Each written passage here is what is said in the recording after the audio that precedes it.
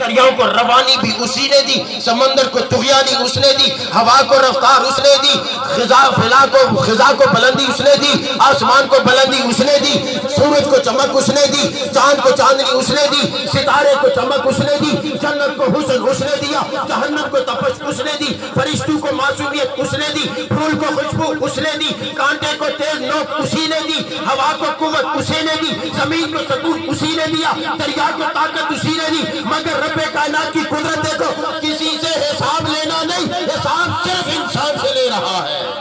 اس کی وجہ کیا ہے؟ کہ انسان باقی کو میں نے دائرہ قدرت میں محدود کر کے رکھ دیا ہے، دریا کی حد متعین کر دی، سمندر کی حد متعین کر دی، ہوا کی حد متعین کر دی، زمین کی حد متعین کر دی، لیکن اے انسان تجھے قوت ایمان دے کر، ارے عقل کو میں نے چاند تک پہنچایا ہے، تیرے ایمان کو میں نے اپنی ذات تک پہنچایا ہے۔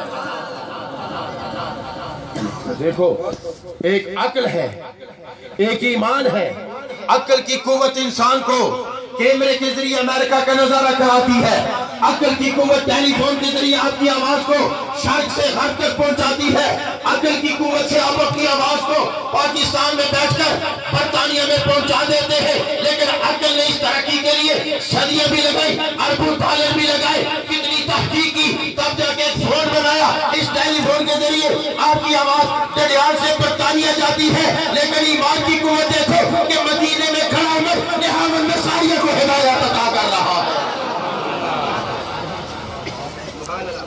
عقل ٹیلی فون کے ذریعے آپ کی آواز کو ڈڈیال سے برطانیہ منتقل کرتی ہے، لیکن عمر کی قوت ایمان دیکھو کہ رب عمر کھڑے نہاون میں ہیں، کھڑے مدینے میں ہیں اور اپنی آواز کو نہاون میں منتقل کر رہے ہیں۔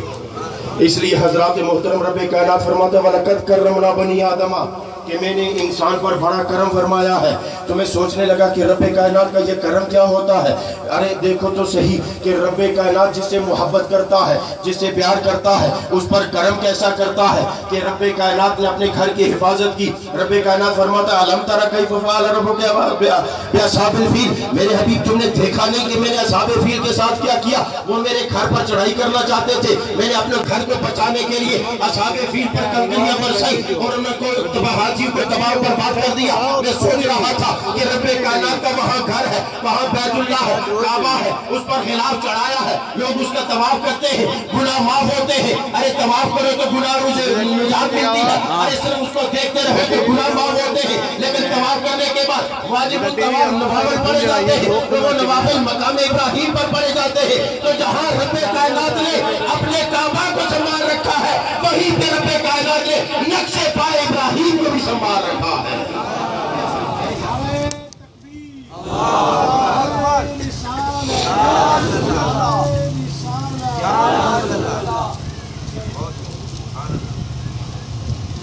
اب میں آپ کو مزے کی بات بتاؤں، جہاں اولیاء کرام کے مزارات ہوتے ہیں یا اولیاء کرام کی بیٹھک ہوتی ہے، ہم وہاں جھنڈے لگاتے ہیں، اس جگہ کا احترام کرتے ہیں۔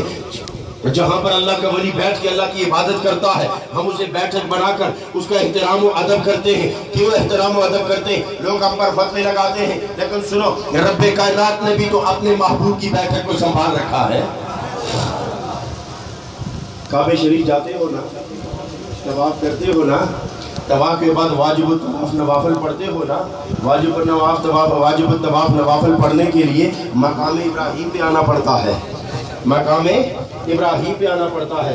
ایک بات تو سمجھاؤ، مطاف تو سارے کا مطاف ہے نا، حرم تو سارے کا سارا حرم ہے نا، کعبے کے چاروں طرف حرم ہے، چاروں طرف مطاف ہے، لیکن سجدہ کرنے کے لیے مقام ابراہیم پہ آنا پڑتا ہے، کیونکہ رب کائنات نے فرمایا وَاتَّخِذُوا مِن مَقَامِ إِبْرَاهِيمَ مُصَلًّى کہ مقام ابراہیم کو جائے نماز بناؤ۔ مقام ابراہیم پہ آ کے نوافل پڑھے جاتے ہیں، واجب الطواف نوافل کسی اور طرف نہیں پڑھے جاتے، مقام ابراہیم پہ آنا پڑتا ہے۔ میں مقام ابراہیم پہ آیا، میں نے معلم سے پوچھا کہ مقام ابراہیم کیا ہوتا ہے۔ میں سوچنے لگا کہ پتہ نہیں کیا یہاں سونے جواہرات ہوں گے، پتہ نہیں یہاں کیا کمالات ہوں گے، نہ جانے کس کے تبرکات رکھے ہوں گے، نہ جانے کس کا تاج ہوگا، کس کی دستار ہوگی۔ جب میں اس مقام پہ پہنچا تو مجھے پتہ چلا کہ یہاں نقش پائے یار رکھا ہوا ہے۔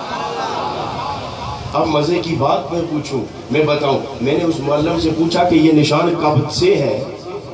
یہ نشان کب سے ہے؟ وہ کہنے لگا جی صحیح مدت میں بتا نہیں سکتا. میں نے کہا میں بتاتا ہوں, مجھے مدت تو یاد نہیں, لیکن یاد رکھو کہ جب سے بیت اللہ ہے تب سے مقام ابراہیم ہے.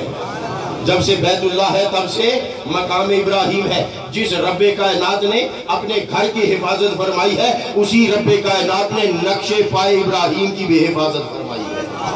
نقش پائے ابراہیم کی بھی حفاظت فرمائی ہے. اس کا مطلب ہے کہ اپنے پیاروں کی بیٹھ کے بنانا تو سنت خداوندی ہے, طریقہ خداوندی ہے, دستور خداوندی ہے. اس لیے جو اللہ کے مقرب اور محبوب بندے ہوتے, رب کائنات فرماتا ہے وَلَقَدْ كَرَّمْنَا بَنِي آدَمَ.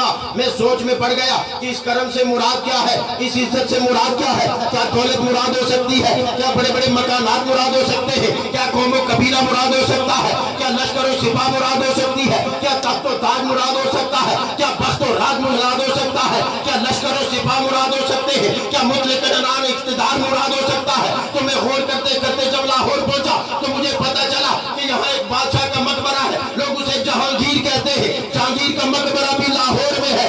جو بھی غریب جاتا ہے ارے کہتا ہے یا رب اسے بخش دینا, اور ادھر ہی پھٹی بوری پہ بیٹھنے والا داتا کا مزار ہے. بادشاہ بھی جا تو کہتا ہے رب اس کے صدقے وَلَقَدْ كَرَّمْنَا بَنِي آدَمَ.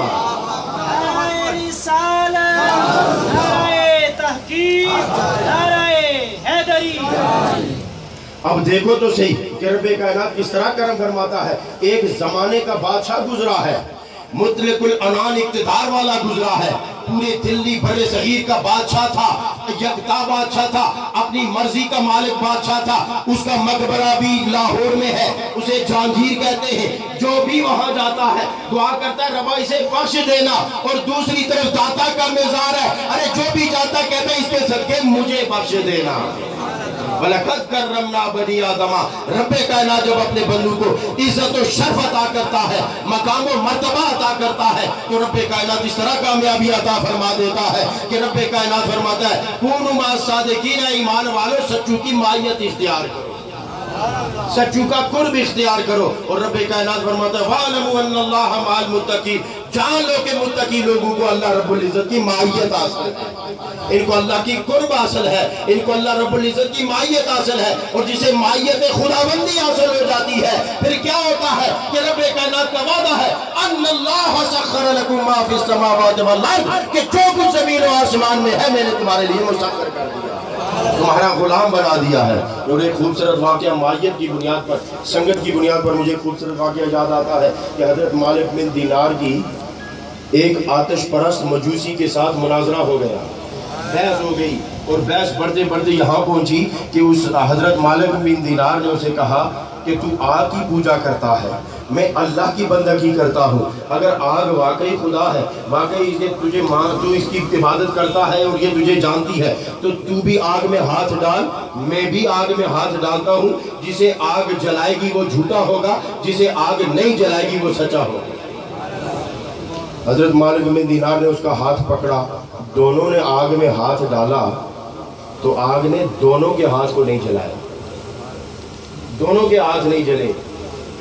ہاتھ نکالا, حضرت مالک بن دینار پریشان ہو گئے کہ یہ کیا معاملہ ہوا کہ آگ میں ہاتھ ڈالا ہے, ہاتھ تو اس کا بھی نہیں جلا, ہاتھ میرا بھی نہیں جلا. اللہ رب العزت کی بارگاہ میں سوال کرنے لگے کہ الہ العالمین یہ میں جانتا ہوں کہ یہ جھوٹا ہے, میں سچا ہوں, لیکن ہاتھ میرا نہ جلنا یہ تو میری سمجھ میں آتا ہے, وہ جھوٹا ہے اس کا ہاتھ کیوں نہیں جلا؟ تو غیب سے آواز آئی مالک بن دینار چونکہ اس کا ہاتھ تیرے ہاتھ میں تھا, اس کا ہاتھ تیرے ہاتھ میں تھا, اس لیے میں نے آپ کو حکم دے دیا کہ نہیں جلانا.